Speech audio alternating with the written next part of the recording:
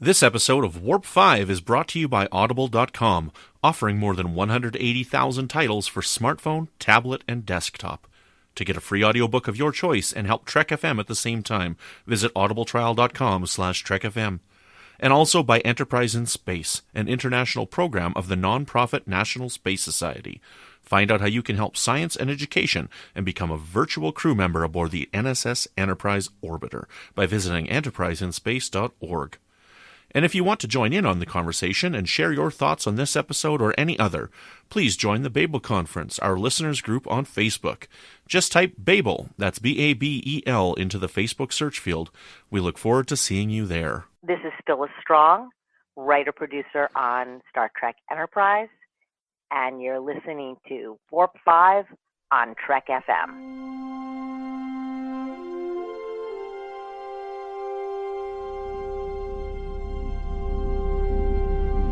How we doing, Tripp? Ready when you are. Prepare for warp. Course laid in, sir. Request permission to get underway.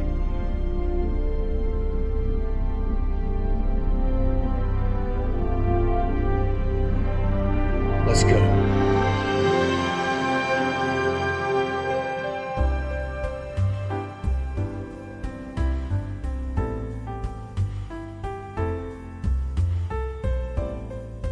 Welcome, Boomers, to another episode of Warp 5. I'm your host, Brandon-Shea Mutala, and today we're providing you with some extra special content. At the Albany Northeast Trek Convention on the weekend of October 26, 2018, Ken Tripp from Standard Orbit and myself were there. We had a table at the convention, and we were actually able to participate in a panel on Sunday, which was a heck of a lot of fun. Ken ended up hosting the panel and guesting on the panel, and the discussion itself was Podcasting 101. We were just talking about being podcasters, things that we've learned as podcasters and things like that. But on the panel was myself, Brandon-Shea Mutala, and we had Sue Kisenwether from Women at Warp, plus Dan and Bill from the Trek Geeks podcast. And it was a really fun time. We had a lot of interaction with the audience. I was actually very surprised to see how many people were in the audience, but we had quite an audience. I would say there was probably about 75 people that were listening to the show, and we recorded the audio for you, and we're going to release it for you today as a special bonus episode of Warp 5. So I hope you enjoy listening to this panel that we recorded on, I believe it was October 28th. So Sunday, October 28th, 2018 at Albany, New York's Northeast Trek Convention, and we really hope we can come back next year and check it out again, because it was a lot of fun. And it's you know, one of the things about little conventions, I like them a little bit more. Vulcan was a small convention, Albany was a small convention, and it's a little bit closer and a little bit more personal, and there'll be times when it's quiet, so you can actually go and you could sit down and chat with some of the Star Trek celebrities that are there. So it was a lot of fun. These were some great people to talk to. This was a great convention to go to. So I recommend, don't always just go to the really big conventions like the Comic-Cons and the Vegas convention. You should check out some of the small ones. Welcome everyone to the podcast panel today. We're excited to have this opportunity to be able to talk to you and get some good feedback on what we're doing, and hopefully get some good interaction and some questions. Before we get going, although we have one member who's decided to leave the stage, what I'm going to ask... Bye, Dan. Bye, Dan. Is for the folks that are up here to introduce themselves, what show they're on, how long they've been doing it, and we'll go from there. So we'll start with you, Sue. Hi, I'm Sue Kisenwether. I am a co-host of Women at Warp on the Roddenberry Podcast Network. And we have been running for about 3.5 years now on Women at Warp. Before that, I personally have been podcasting for about 10 years. And before I was with Women at Warp, I was on the Anomaly podcast. And actually, I did them concurrently for a little while, which was a lot of work. And you started when you were 15? If only. No, definitely not. Okay. Sorry, Brandon? My name is Brandon Mutala, and I'm Canadian. As you can probably tell from my accent here. Does that mean you get a special parking spot? Lucky. What are you announcing that for? Canadian, huh? Never would have guessed. He just wants to lord it over us. I host 2 shows on Trek FM. The first show that I host is called Melodic Treks, which is all about the music of Star Trek. It's a lot of fun. I do interviews with composers, and recently had an interview with Nicholas Meyer talking about composing from a director's point of view.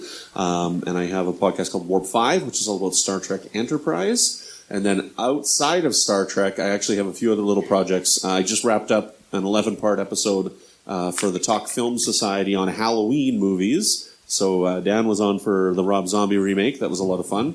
And then I have an Alfred Hitchcock podcast, which is we go through all of Alfred Hitchcock's films from the beginning. And that's a monthly podcast on the Fandom Podcast Network. And then I have a monthly podcast on Cinematic Sound Radio, which is all about electronic film scores. I've only done 2 episodes of that one. So the first episode was on the Academy Award-winning duo of Trent Reznor and Atticus Ross. So let's wake up the geeks over here. Sorry. You guys up? All right, great. Yeah, sorry about that. I didn't realize I was sitting next to... I have one more podcast. No. I'm Bill Smith. I'm the producer of Trek Geeks and the co-host of both Trek Geeks and Discovering Trek. We've been doing this for about almost 4 years now.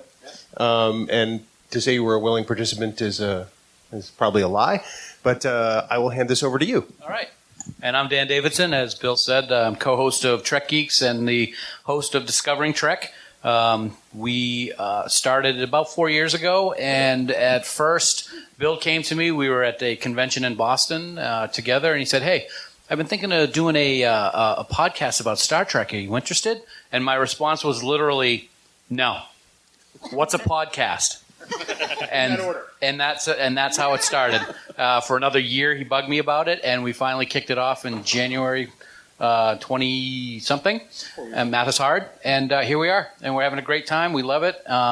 Trek Geeks is the discussion of Star Trek through the veil of our 2-decade friendship, whereas Discovering Trek is a weekly serious discussion about the current episode of Discovery that's airing during Season 1 and, of course, in Season 2. So here we are. Thanks for coming. Yeah, this Take is care. Great. And he drops the mic, and we go on. So my name is Ken Tripp. I host Standard Orbit on Trek FM. I've been doing this for quite a while. In terms of, 3 or 4 years, I guess seems like quite a while. It's a lot of work. I have had the privilege, I was thinking about it, that I have podcasted with everybody up on stage at one point. So it was kind of neat. You know, it's a very small, kind of unique community. And what I love about the whole thing, there's no competition. Everybody wants everyone to win, and that's a pretty neat thing, right? Dad, would you say that's true? Yeah. Okay.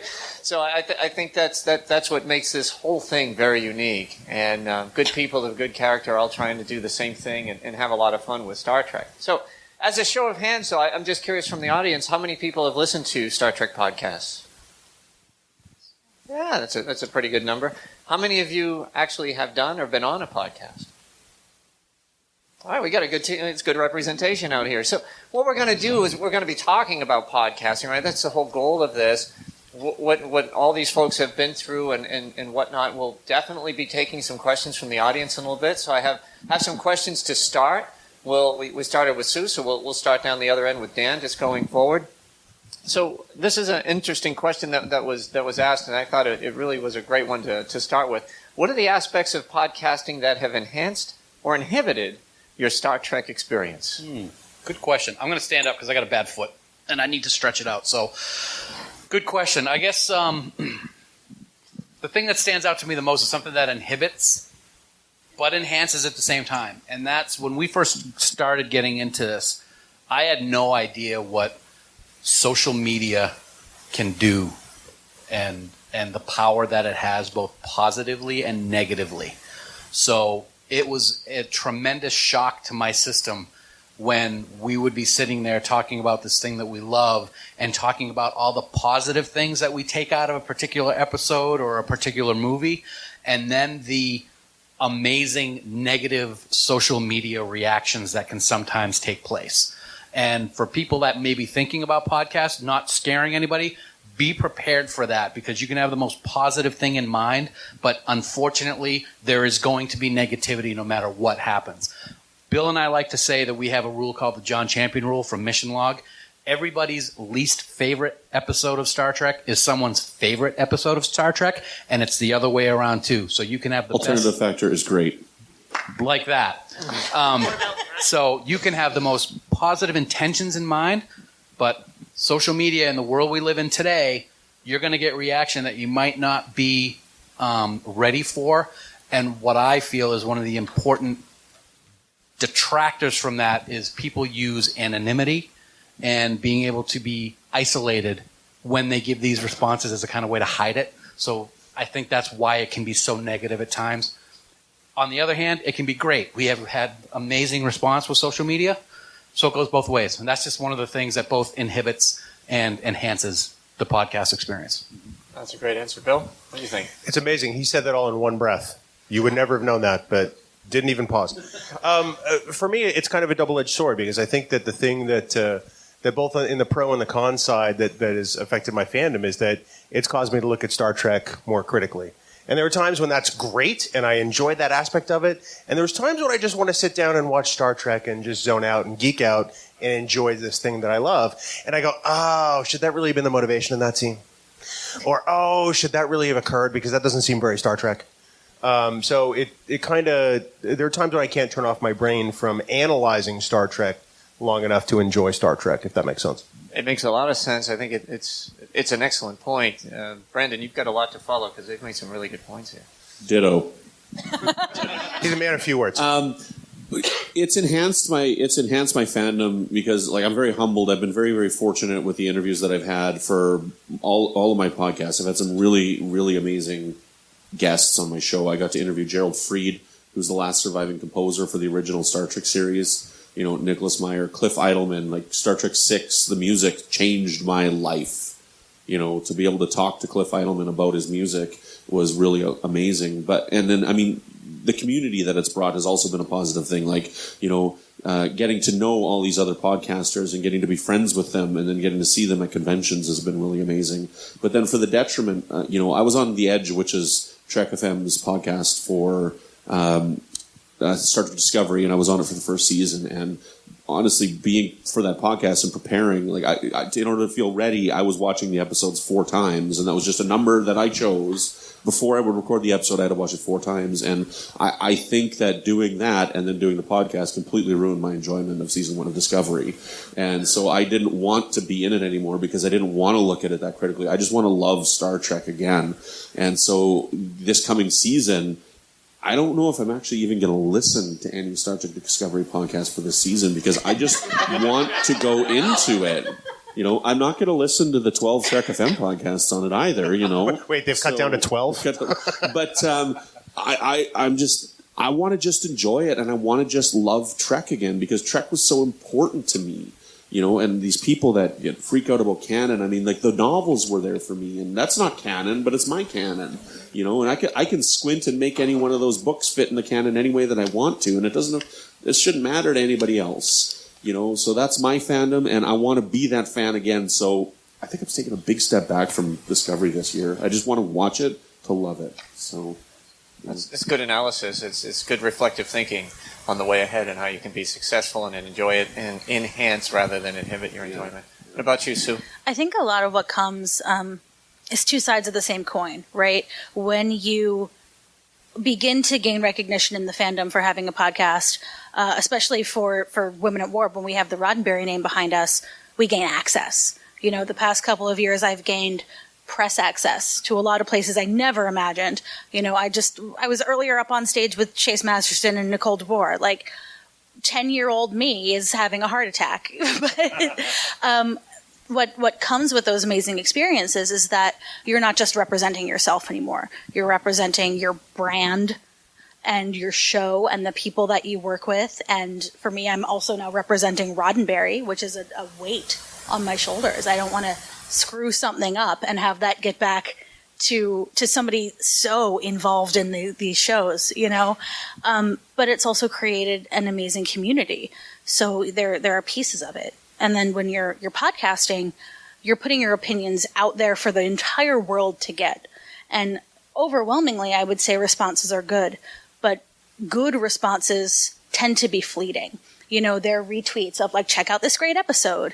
They're maybe a Facebook comment of like, I really enjoyed this. But the people who come to your website, who come to your show notes and leave the lasting comments that stick with that page are the people who are unhappy with you. And that's one of the reasons, people say the negative comments stick around in your head longer, but they also stick around on your website longer because of that. That's how people interact. So if you want to help your favorite podcasts, also leave comments on their web pages, because it can be an emotional toll sometimes when you're dealing with, like we do a lot, a controversial topic. But it's as Brandon said, it's a toll on your time as well. You get to talk about something you love, you get to build a community, but it's eating away at other parts of your life. People keep asking me, are you watching this show? Are you watching that show? And I'm like, no, I'm watching Star Trek for the 17th time. Because if you're doing a deep dive into one episode, you're going to watch that 2 or 3 times. You're going to read about it. You're going to look stuff up about it. If you're doing a topic show, you're going to watch multiple episodes multiple times and read up on all of them. So there's a lot of dedication that goes into it. So it's a bigger commitment than, sitting down at your computer for an hour every week. I like it. Guys answered that question beautifully. This next one, it probably has a mix of some of the things that have already been said. So let's ask it in both the sense of business and personal podcasting. And it's a wide open one. And Sue, I'll start with you. So what do you know now that you really wish you knew better when you started this, that 10 years ago when you were 15? If only. No. Definitely not. The most important thing that I think about podcasting, your technical knowledge will grow, your equipment will get better. That all comes with time. But the most important thing to know when you get started podcasting is that you should come up with a schedule and stick to it.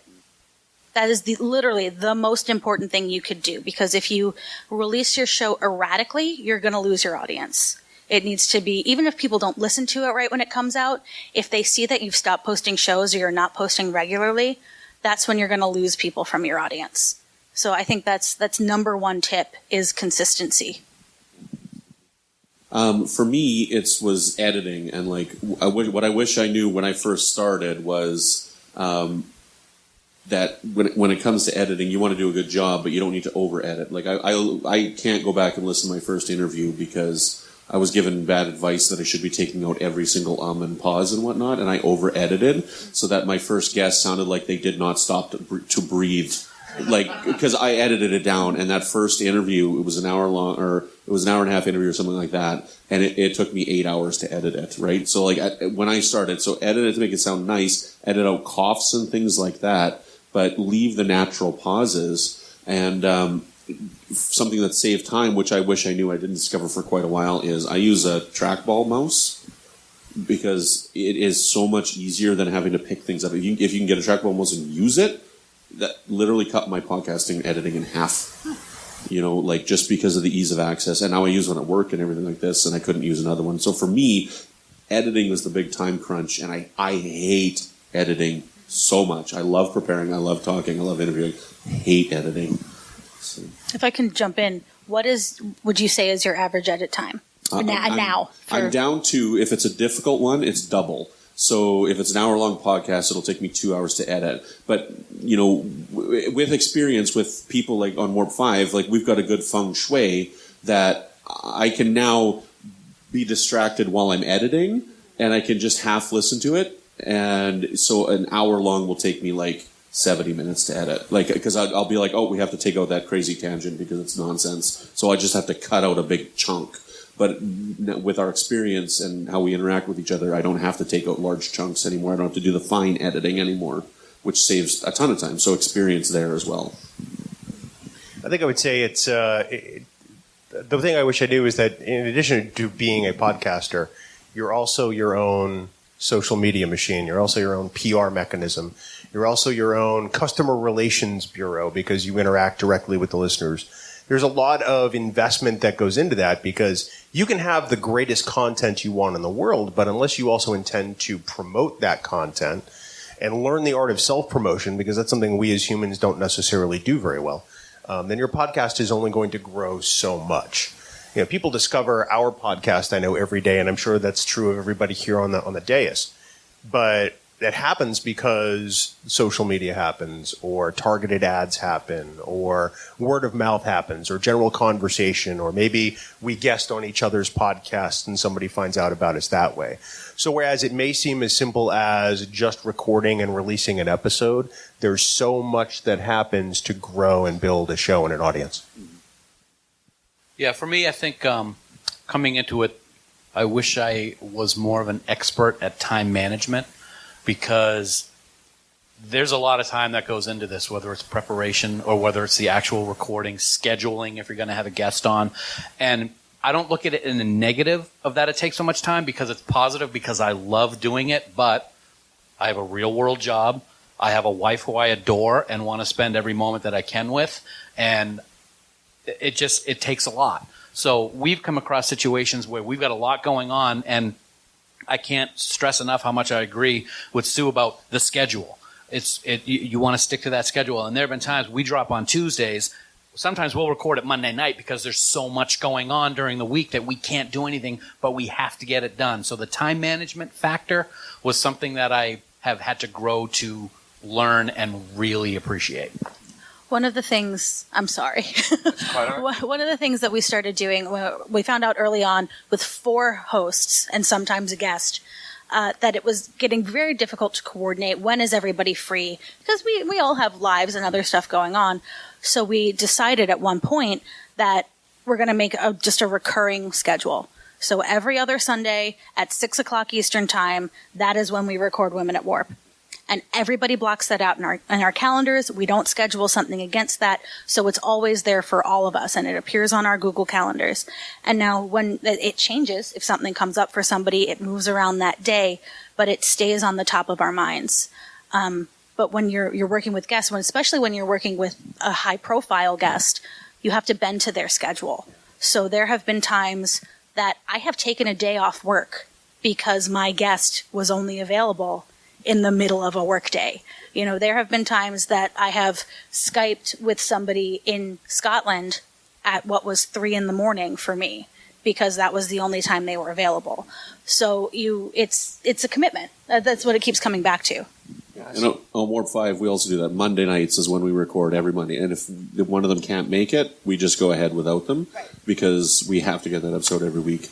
So, yeah. Yeah, every point up here, I think, is very relevant, and you know, it all depends what you do for a living and what you can do. And I have found in my experience, you know, life changes, jobs change, roles change, and you try to flow with it. If you are doing it by yourself, it's your show. I think you have a lot more control. When you have other people involved in it, that's when it really becomes tricky. So I would say, from my perspective, that relationship with your podcasting partners become very, very important, because you need to share the load. Editing is a pain, right? Recording is fun, but getting that time together to do it is so critical. And if you have the right people involved, there's no issues with, hey, I've got the ball this week, you've got it. So the more talented, and I want to say talented in terms of being able to speak well, but talent in terms of being able to edit, being able to schedule, being able to log in desks, to even come up with the ideas of what you're going to speak to, and have those conversations in advance so you can put the prep into it, is really, really critical. But that, I will tell you, you know, being part of a network's a little bit different, right? Because, you know, Brandon and these folks are all independent within their own teams, which is great. It's a little tougher for us, because we have to drop on a certain day. There isn't any flexibility in that. And so for me, having 2 other podcasters now on the show is so helpful. It's incredibly helpful, because if I can't make it, they got it. You know, and if one of them can't make it, we have it. So it works out well. So that's one aspect. So that was great. I thought those were pretty great answers. I'm going to switch the tone a little bit before we get into audience questions. So other than the time that I guest starred with any one of you, what are your other favorite moments in podcasting that have occurred? So where did we start last time? Because we were really talking there. I think start with Brandon. We'll start with Brandon. Okay. Brandon, we'll start with you. I would have to say that my favorite moment in podcasting, I would have to say, would be my first interview that I got. So I wanted to get on Trek FM. I found Trek FM, and I was like thrilled. I'm like, Star Trek, because I didn't know anybody. Where I lived in Regina, Saskatchewan, I had no Star Trek friends. So I had nobody to talk with. So my fandom died after Enterprise. And, I was reading the books, as I said, and I found David R. George III had posted an interview that he did on Literary Treks, and that's how I found the network. And as soon as I got involved, I could. And I was harassing Chris, I want to be on. Chris, I want to be on. Chris, I want to take over this. Chris, let me do this. Let me do this. And he's a busy guy, too. And so finally, I'm just like, I created a pilot for him. I'm like, here's my resume, right? And he's like, okay, this guy must be serious. So, but even before I had done that, I had actually arranged an interview with Ron Jones, who composed 42 episodes of The Next Generation, and I had conducted my Ron Jones interview before I even had the show. So I don't know what I would have done with it had I not gotten the podcast, but having that interview with him and speaking with him, and for those that don't know, so he did 42 episodes of The Next Generation, and he was fired because, the general story is his music was too good for the show, and he was told, your music's here to support the show, the show's not here to support your music, and his music is really outstanding. So he did the Best of Both Worlds 1 and 2. He did that music.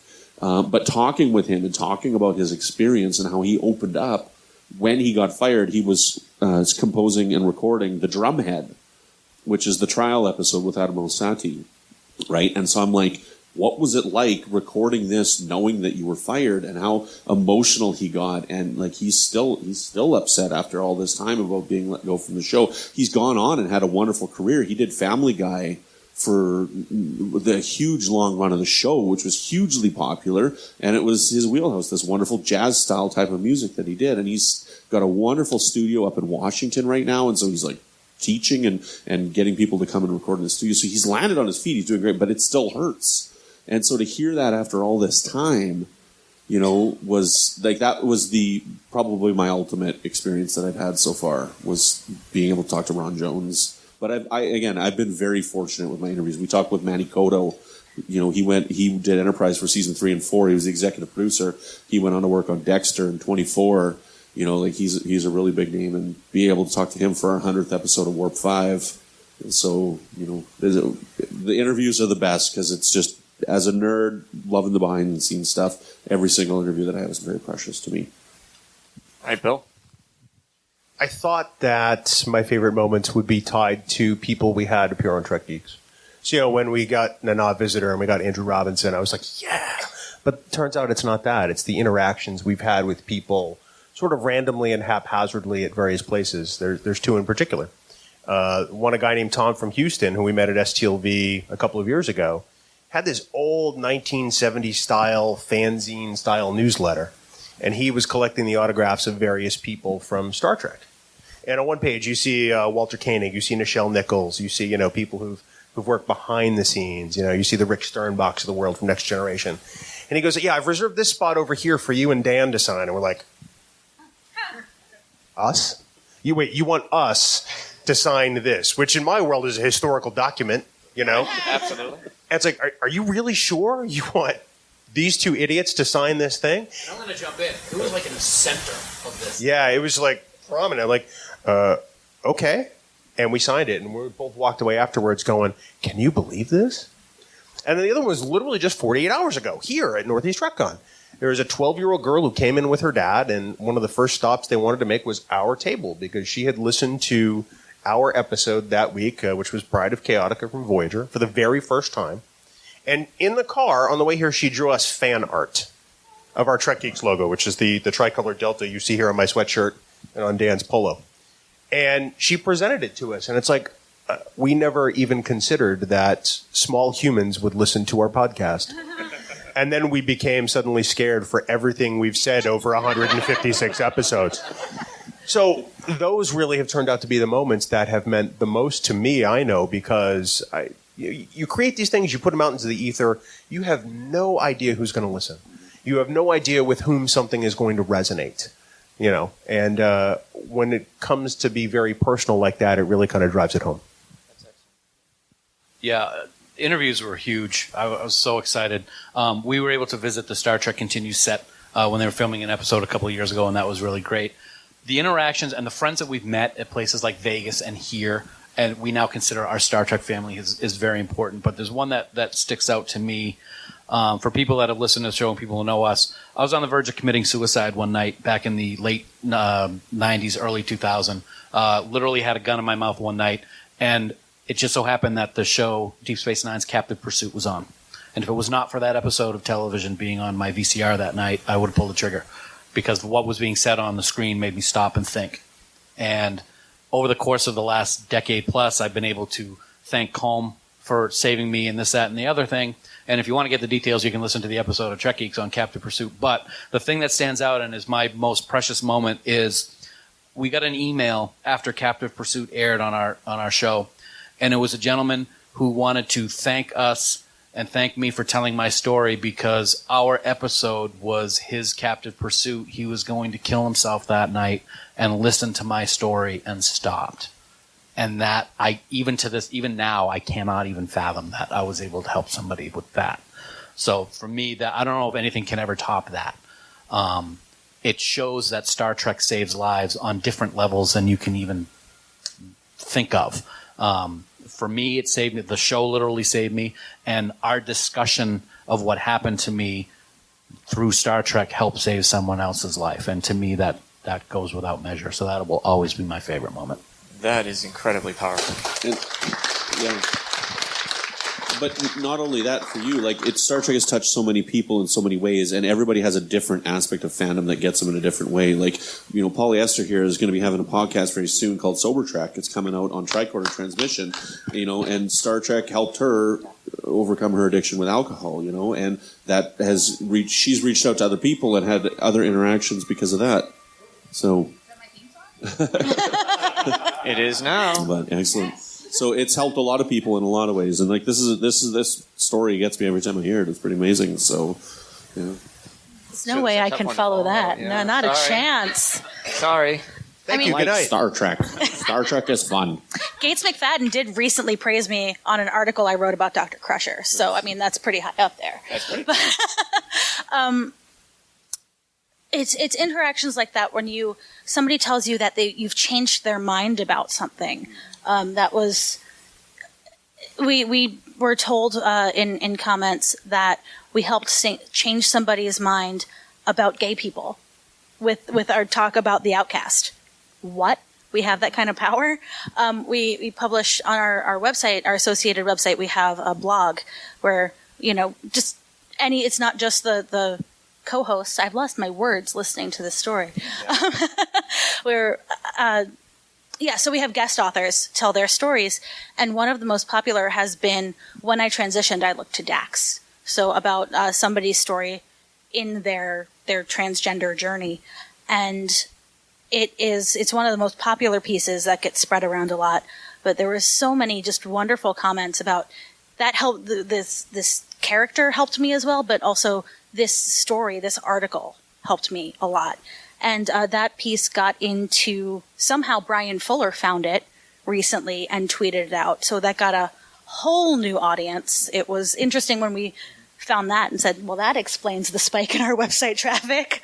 But in terms of on-air stuff, on show stuff, one of my favorite things was when we had a show on the women of the first Star Trek conventions, and we were able to get Lynn Kohler and Deborah Langsam, who were on the committee who created the first conventions, to just come on and talk about their experiences and the work that they put in and all of the things that happened in the 70s that led to these conventions, that led to the fanzines, because Deborah also created Spockanalia, one of the first fanzines. And it was with me and my co-host Jara, and the two of them just talked. We barely said anything, and I could just sit back and I texted her and I said, this is amazing. And it was, fan history is kind of my own personal wheelhouse in fandom, but it was just astonishing to listen to these women talk about their experiences in early fandom, because I think that's something that we're losing. It's not as documented as it should be. And it's something that we need to know. Any group needs to know their history, right? That's fair, yeah. That was a great episode. That one was thank really you. good. Yeah. This is great. I listen. As I get older, for whatever reason, I get more emotional. I don't know why. Star Trek. Now that I'm older than God's dog. I'm very emotional when it comes. There's a lot of dust in here. There is, yeah. Well, except for 25-year-olds. But for the rest of us, it's a little. You guys, I'm 35. Okay. You're still a puppy. Okay, let's just for the record, folks. Anyway, That's not what I told Alt Star Trek Creative when I was 13. Okay. But thanks for sharing. There's a lot there. I think that the family aspect of the fandom and being able to connect with just good people all the time through the podcasting and being able to come here and do this is huge for me personally. And that's, I guess, the best experience that I had is just the network of friends I've met. And I don't have anything that compares to a lot of this stuff. I just don't. But for me personally, that's what it is. I've made friends for life that I never would have had I not stepped into this world in the podcasting world. I mean, just great people doing phenomenal things to make life better for so many. And that to me is so enriching. And that's what it's like when we come here, right? I've tweeted out even when I've been in Las Vegas, it's just nice to go someplace where everyone's welcome. And I can't emphasize everyone more. And that's what it is, and you smile all the time. And I think, there's a lot of places in society where everyone is legally welcome, but I don't know how well they feel welcomed, And in Star Trek, it's real. It really is. And I think that's what makes this whole thing just a wonderful journey for me and for all of us. All right, so I'm going to switch now. Are you guys ready for some questions to ask these folks? Yeah? Is there any questions in the audience? So what I'm going to do, I'm going to come down there. I'm going to give you the mic, if you don't mind, just so we can record roving your question. reporter. It's like you're Phil Donahue. Yeah. So if you want a quick answer, anyone but Brandon? And if you want an answer in English, anybody but Dan. Thank you.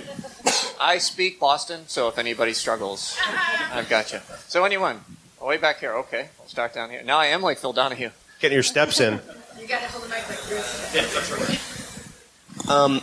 One thing, and first of all, I just want to say that I showed up 20 minutes late. I don't know if you already talked about this, but one thing that I listen to a lot of podcasts. Like I'm a musician, so I spend a lot of time on the road, and so I'm constantly listening to it. But as a musician, one thing that always drives me nuts about podcasts, about a lot of podcasts, not yours, is that seems like most podcasters haven't figured out compression and EQ.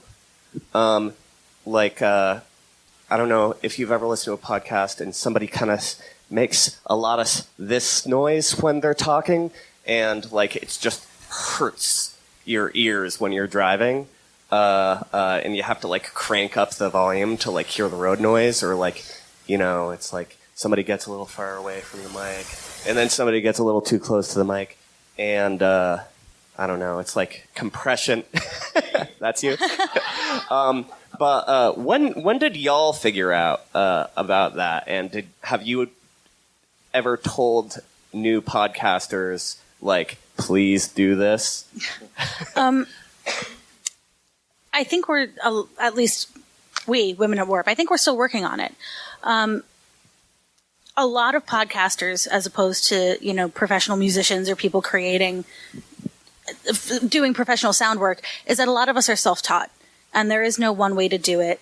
And because we're funding it ourselves, we're using what is available to us. So some people are using GarageBand. Some people are using Audacity. Some people have the funds to be able to use a program like Adobe Audition.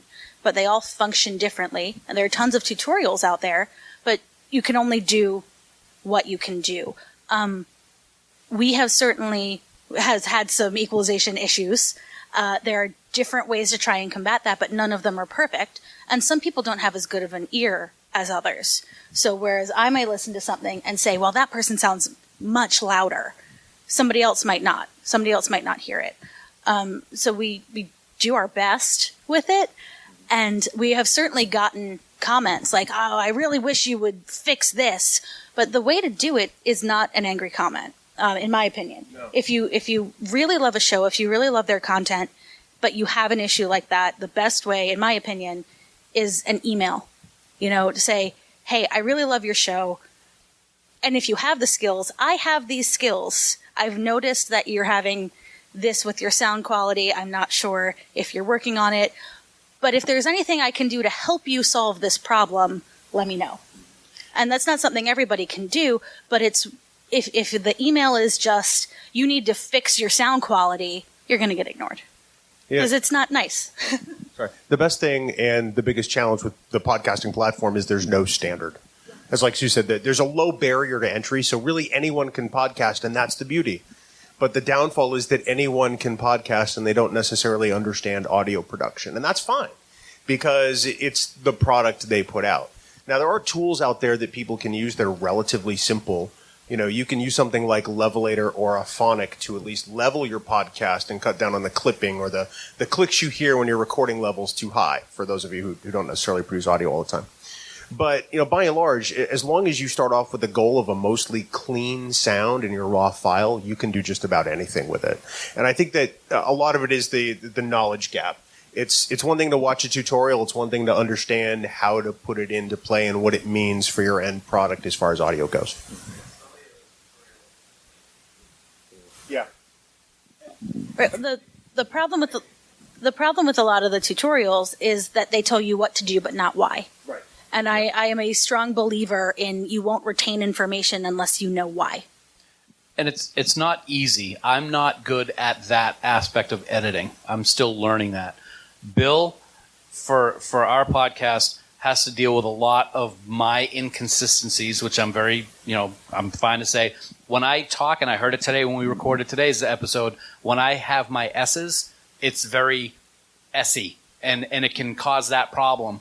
And that's something that needs to be fixed. And I have a tendency to talk into the mic like this a lot, so it can get very loud. And and I totally hear what you're saying, because I've heard it too myself when listening to other podcasts, when you're listening and not all of a sudden you're deaf. And if you're listening in your car, it's not as bad as when you have your earbuds in and then your brain comes out the other side of your ear when something like that happens. So I give credit to Bill. It is a craft to learn how to do it. Just putting in the effort to learn it is very beneficial as a podcaster.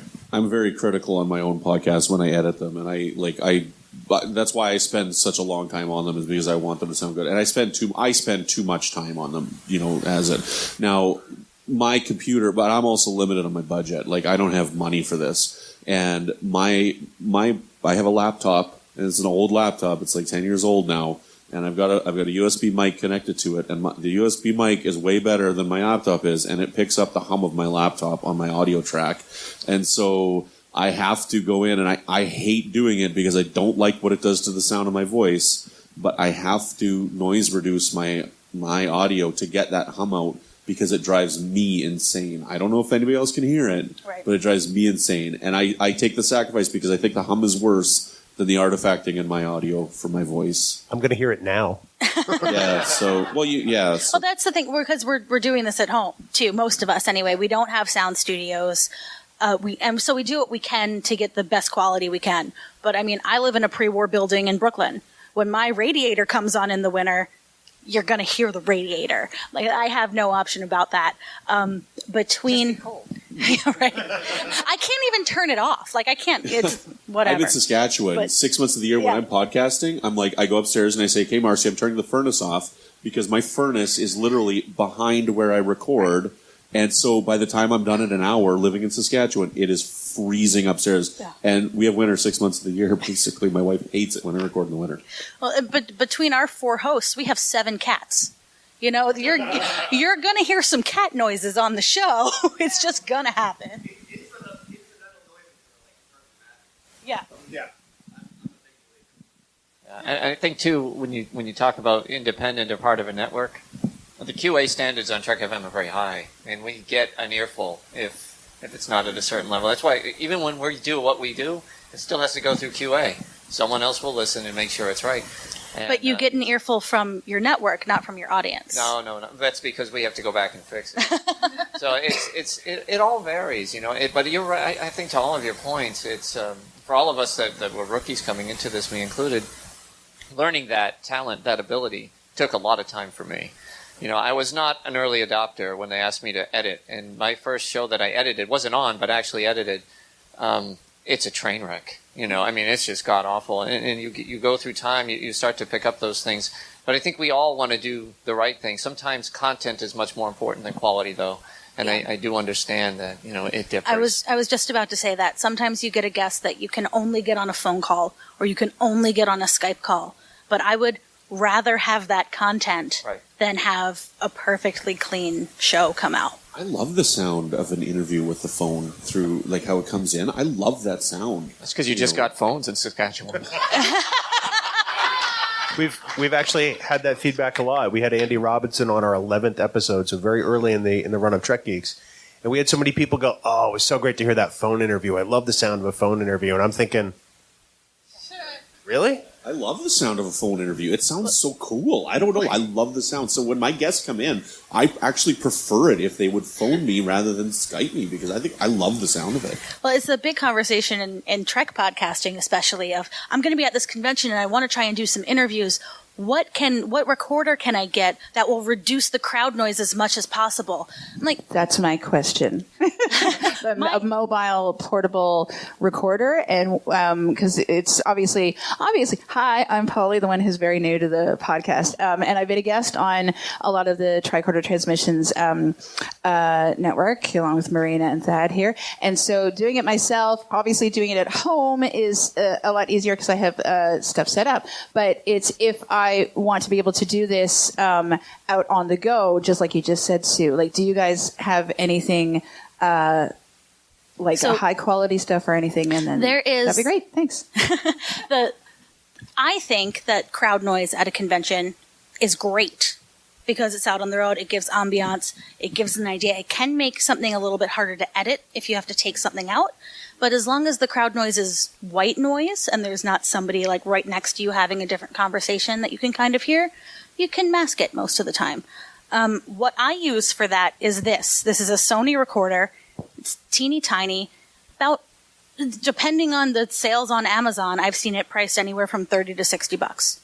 And it does the job just fine. There are higher quality things. You know, a lot of people recommend a company called Zoom, and they make several portable recorders. I think we've got one plugged in back there. I've got the entry-level one, and it's plugged in over there. It was 100 Canadian, which is like probably 10 American. Like, so. And there's the Zoom H2 that a lot of people use. So there's a huge range in cost and quality, but an inexpensive one will do you just fine. And you can always upgrade. That's the thing. I know people who use their iPhone. You know, I mean, most of us are walking around with a device that will record some kind of halfway decent audio. So, I mean, we talked earlier about there being a low barrier to entry. I mean, technology is evolving all the time, and we're all carrying around these amazing computers in our pockets that, you know, we use maybe a portion of their potential. We have a mid-range recorder that we use for handheld stuff. We set up a laptop and a mixer earlier today and recorded this week's episode in the exhibit hall. We've done it in a variety of different ways. We typically don't record in the same location, even though we only live 7 miles apart now, which is kind of bizarre. But it's actually great because I don't have to see you. Yeah. But there really is a solution at every budget level for this kind of thing. It doesn't have to break the bank. Yeah. Yeah, but if you're ever in the same space as somebody and they say, "Yeah, I'd love to do it. Let's do it right now," and all you have is your iPhone, open up a voice memo, because it's the same point as before. Having the content is more important than the sound quality of the content, because you can get it if you have it, right? And what I found is, I love Sue's comment. You want to have that background white noise when you're at a convention. I don't think there's anything that I've come across that will mask that. If you're at a convention, be prepared to have it, and I don't think there's really a whole lot that you can do to hide it without affecting the overall how quality of what you're recording at the time. So to piggyback a little bit on recording devices, what do you do for recording guests on your shows? Not when you're doing interviews, but doing guests. Because, like, for instance, on our show, we typically just have asked the guest to record.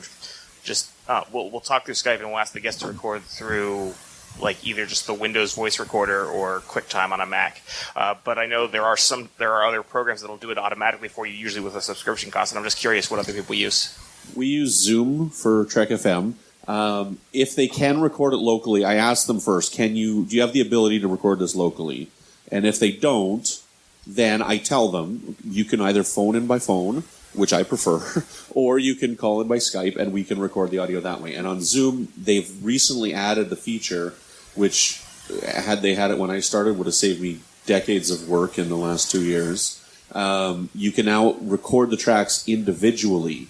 So I don't know if that's a part of the free feature. I know that I get a paid service. That's part of the paid service, and only if you're recording your Zoom to a hard drive. Right. Yeah. So you can't cloud record separate tracks. You have to, because Zoom offers cloud recording, so that we'll record the whole call as a backup. Separate tracks are super important. My laptop can't handle it. It doesn't have the processing power to record the separate tracks. So it's all what you can deal with. Yeah. It all depends on the technical ability of your guests. So we've had some guests who have no problem recording themselves and even processing their own file, and they're not podcasters. They're people with some degree of technical ability. But we have had other guests, whom we won't name, that have a hard time figuring out Skype. So you really have to sort of match the solution. And there are times where we don't get a separate track for every participant. There are times where we have to record the master audio and then cross our fingers that either something doesn't go wrong or that there's not something that I really have to edit the heck out of. So, well, when I was on your Discovering Trek, we had a nightmare. Like, I don't know what was going on that night, but we had to close and open and everything, like technical problems that happened. No, I think that was your Canadian internet. It could have been Canadian internet. Yeah. So it's the exchange rate.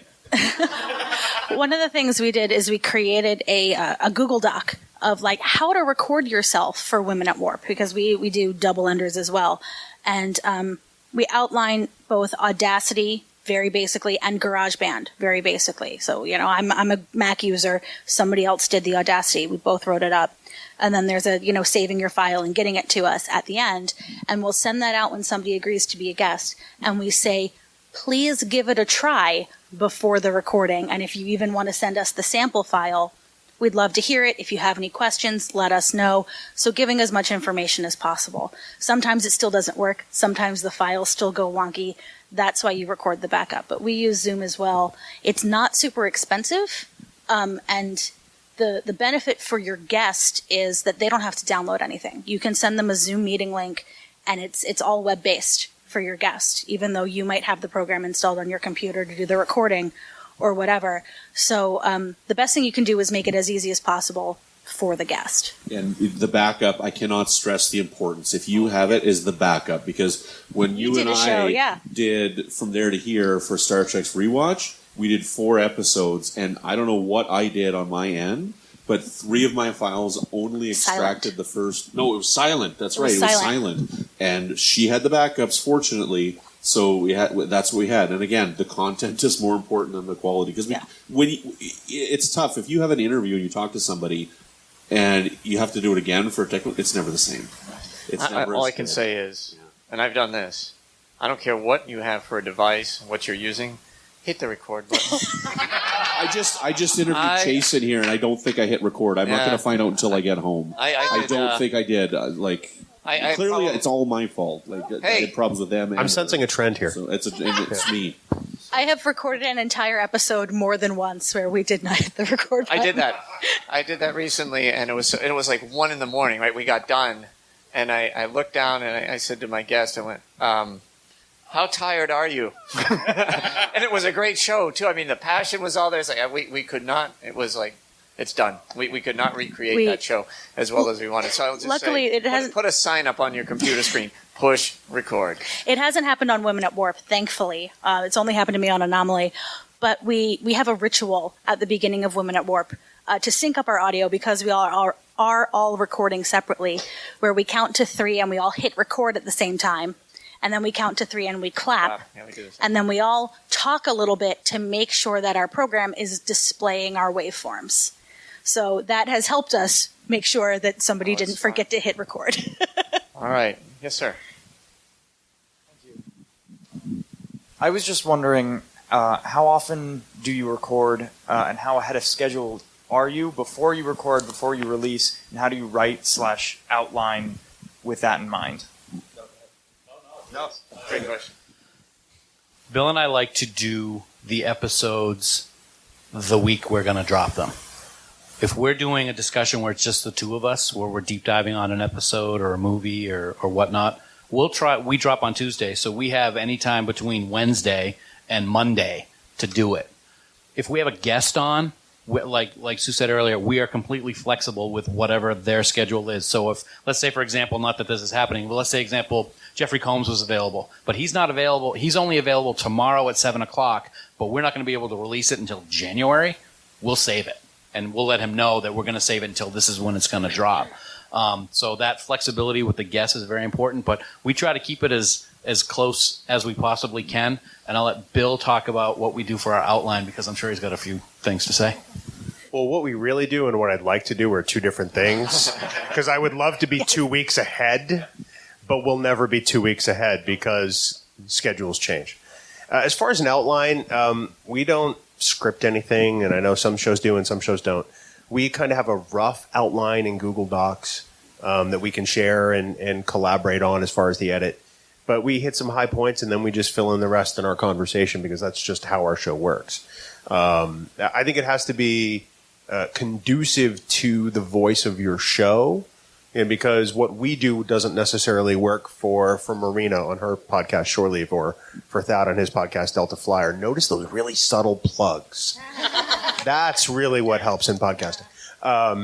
It all weren't free. No. We'll get some money later. Yeah. But it all boils down to what fits your work style and your workflow vis-a-vis your show. See, for Warp 5, that's probably the best example, because my other ones are different. But for Warp 5, we record on Mondays, and it's released the following Friday, like 2 Fridays later. That's what we try and keep to for our schedule. Now, we had a couple of times where we're like, let's record 2 tonight, and then we're good for a little while and we can take a day off. So we did stuff like that. We try and keep them shorter episodes at that time. We have on our network, we have a base camp, and Chris has created a bunch of documents that self-populate as a guide to fill it out. And that doesn't work for me. Like I like to have a free flow discussion rather than a rigid, got to hit this point, got to hit this point, got to hit this point. I will write down sometimes if I hit an episode where like we need to talk about this, and I'll write that down. But I'll bring it up at some point when it's organic to bring up in the conversation, rather than saying, now I got to go to this point. Because I find that the best discussions happen that way, because you never know where tangents will take you. And you can't plan for that. And that's what I've come to like about my podcasting. And that doesn't work for everybody. So we release every other Monday, and we record every other Sunday. So in terms of recording ahead of release, we're 2 weeks and a day ahead, or at least that is the plan. But for scheduling, for ideas, we try to plan out about a quarter at a time, like a quarter of a year, like a fiscal quarter. That's the word. It doesn't always work that way. Sometimes things change. Sometimes they get all messed up.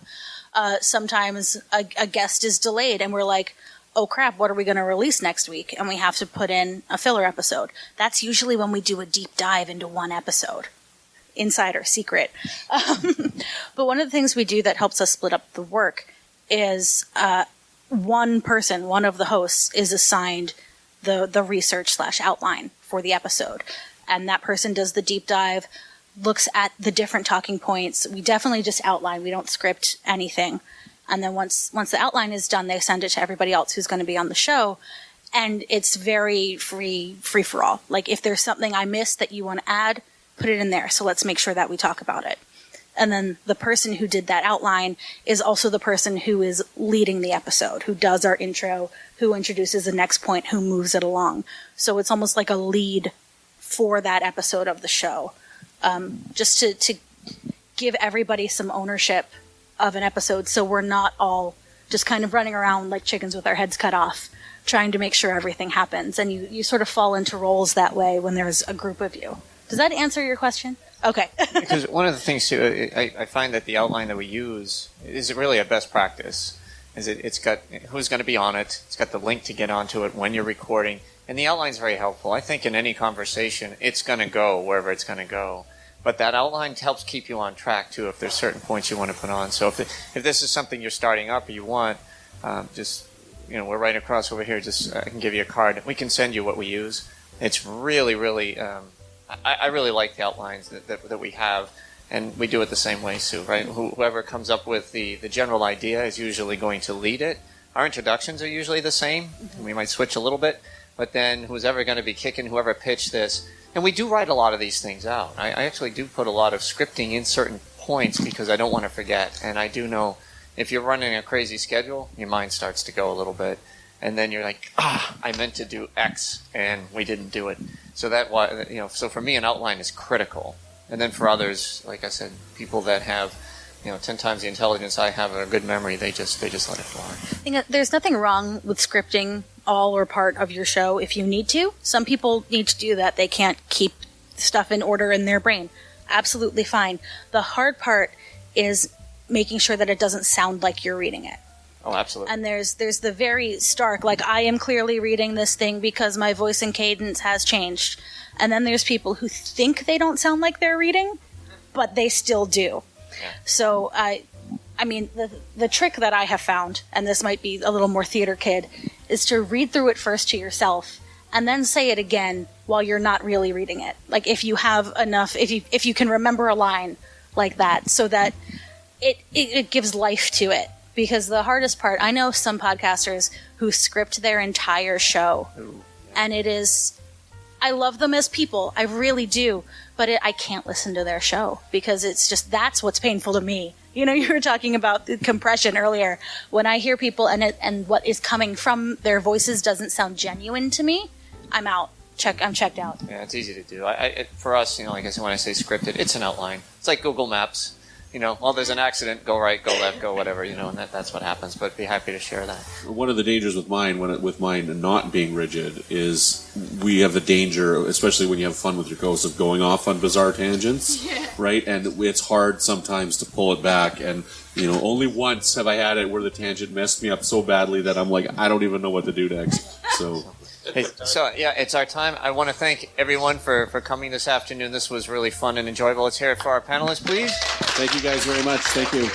We all have cards. We're going to be in the vendor room. Come talk to us. Yes, please. And have a great rest of the show. See you.